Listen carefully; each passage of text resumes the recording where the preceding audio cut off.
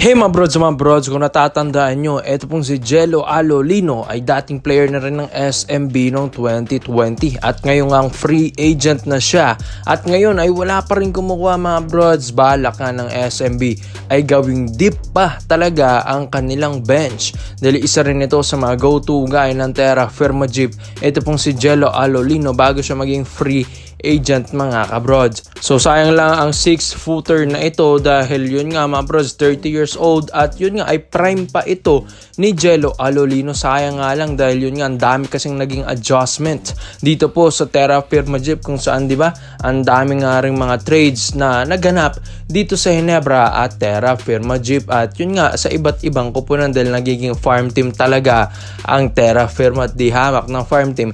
Ito pong former team ni Jello Alolino. So sayang lang itong talent niya mga kabrods. Kaya itong SMB pinag-iisipan nila ngayon. Alam naman natin ng SMB ay pumapalo sa pangatlong standing ngayon sa Group B. Number 1, Raynor Shine, NLEX sumunod tapos SMB nang sumunod. Kadikit nila dyan ang Barangay Ginebra San Miguel pero natalo nga sila sa Ginebra kamakailan lang. So sayang lang yung panalo ng SMB kung ito'y hindi magtuloy-tuloy at malaglag sila sa bracket nila mga kabroad. So ito pong si Jello Alolino, alam ko magiging deep talaga ang bench if ever makuha nila ito dahil pinag-iisipan na nga nila na ito pong si Kit Jimenez ay balak na nga nila itong i-release mga kabrods dahil once na ma-release ng SMB ito pong si Kit ay magkakaroon ng panibagong slot para nga dito kay Jello Alolino mga kabrods. Kung mapapansin nyo, sino bang mas magaling? Si Kit Jimenez ba o si Jello Alolino na may experience na veterano talaga na 30 years old pa? And sayang lang din yung ito pong talent ni Kit Jimenez kung ito'y ibabangko lang ng ibabangko ng SMB kada season, di ba? Kaya nga ito pong si Jello Alolino habang maaga pa ay inaaral na at pinaplano na ng SMB kung pwede nila itong kunin ulit dahil syempre alam ko nahawakan na ito ni na Coach Leo Austria o hindi pa nga naging head coach. Ito pong si Coach George Gallen. Si Coach Leo Austria na ang isa sa mga nag-alaga dito sa laruan ni Jello Alolino mga brods. Alam na rin niya syempre kahit papano yung sistema dito sa SMB mga brods. Pero yun nga, hindi nga lang din siya tumagal dyan sa SMB, isang taon lang din siya dyan. Bigla siyang na-trade na sa Terra Firma Jeep ng 2021. Kaya nga ito ay babalik ulit at balak ulit kunin ito ng SMB.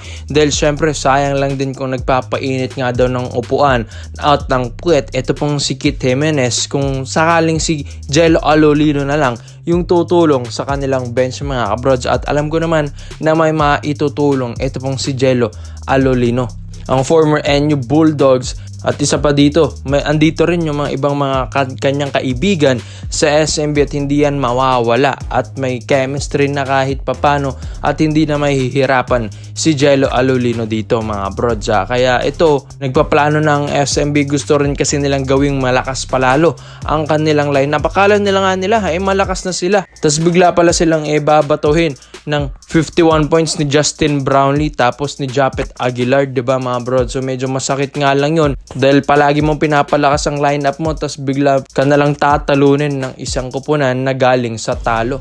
Tapos ikaw undefeated pa. So syempre medyo masakit nga talaga yon mga kabrods. Kaya gusto magpalakas palalo ng SMB habang maaga pa. Kaya ikaw mga brods, sa komento mo lang ang opinion mo dito kung dapat bang kunin nila sa free agency ito pong si Jello Alolino.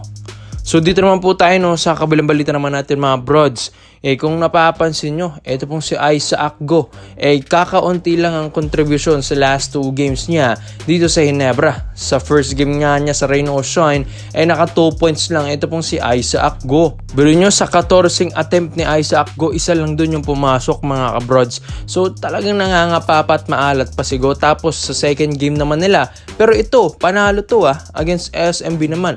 Pero akala natin may contribution na malaki si Go doon. Yun pala 4 points lang si Isaac Go. Kung hindi nga nag 51 points doon si Justin Brownlee ay mahihirapan talagang Ginebra doon sa SMB. Kaya all in all 3 points per game lang as of now sa 2 games outing na ito po ni Isaac Go sa Barangay Ginebra San Miguel. Kaya nangihinayang nga sila mga brods dito kay Christian Stonehordinger sa Terra Firma Jeep.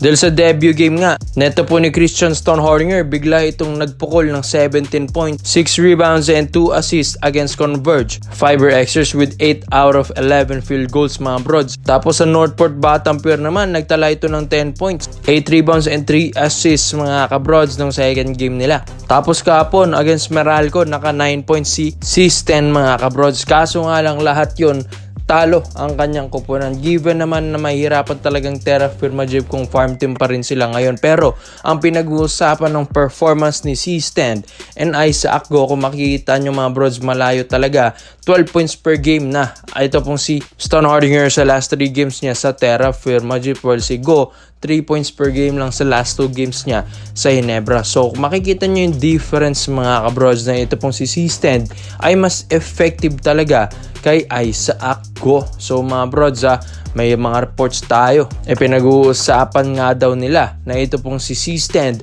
ay balak nga itong ibalik ng Barangay Ginebra San Miguel. Bakit mga brods? Madali na lang yan. Terra Firma Jeep yan. Dyan talagang kuhaan at pitasan ng SMC teams mga kabrods. Kaya ito pong si C-Stand ay ibabalik nila, pero ititrade din nila ulit ito pong si Isaac Go mga brods. Bakit? Dahil yun nga, ang pakay lang nga daw talaga nito ng Ginebra ay ito pong si Stephen Holt, kaya naisali sa package ito pong si Stone Hardinger. Pero ibabalik nila ito pong si C-Stand dahil nakuha na nila si Stephen Holt. So syempre medyo mautak yung galawan dito ng Ginebra mga brods kung ito'y mangyayari talaga. Pero kung tutuusin, mas effective naman talaga ito kung si C-Stand dito sa Ginebra kaysa kay Isaac Go. Pero hindi naman natin gina-judge yung 2 games na ito ni Go mga brods. Malay natin nangangapa pa, siguro nga pag uminit din, may paglalagyan din naman ang performance at talent talaga ni Isaac Go. Diba nga hawak ito ni Coach Tab, dun sila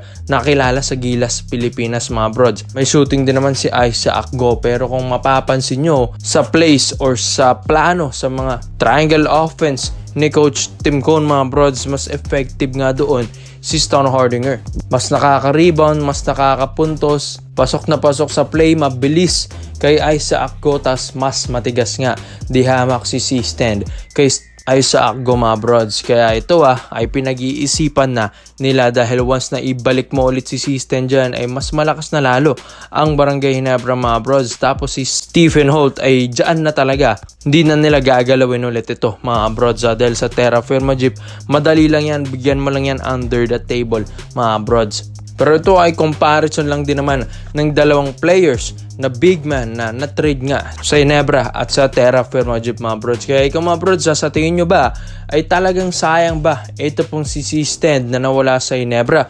O sa tingin nyo mga brods, nangangapa lang naman ito pong si Isaac Go dahil 2 games pa lang naman ang nilalaro niya sa Barangay Ginebra San Miguel? Kaya komento mo lang po yung mo dito mga brods at isa natin yan. Salamat po sa panonood mga brods. This is our Rated Highlights on Long. I'm out.